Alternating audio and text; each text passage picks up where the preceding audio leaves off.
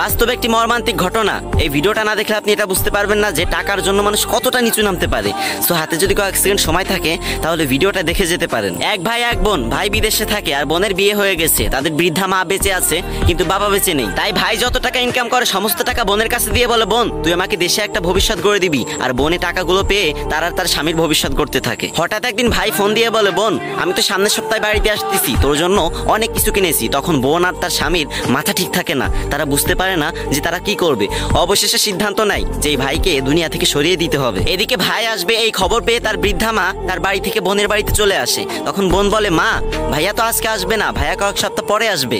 ভাইয়ার সাথে আমার কথা হয়েছে, তুমি এক কাজ করো, তুমি বাড়িতে চলে যাও, আমি তোমাকে ডেকে দিব। তখন তার মা মন খারাপ করে বাড়িতে চলে যায়। কিন্তু ওই রাতেই তার ছেলে আসে। তার ছেলে যখন আসে তখন তার বোন আর তার স্বামী মিলে তার ছেলেকে খুন করে তাদের চোখের নিচে গর্ত করে সেখানে পুঁতে রাখে। আর আপনারা তো জানেনই ভাই, সন্তানের কোনো বিপদ হলে মা কখনোই ঠিক থাকতে পারে না। মায়ের কলিজা ছটফট করতে থাকে, ছেলেটাকে ফোনেও পাচ্ছে না। তাই সে তার বোনের বাড়িতে চলে আসে আর বলে, কিরে তোর ভাই আসে নাই? তখন তার মেয়ে বলে, মা আসে নাই, চলে আসবে, তুমি এত চিন্তা করো না। রাতে যখন ঘুমানোর টাইম হয় তখন তার মা নিচে ঘুমায়। তখন তার ছেলে স্বপ্নে এসে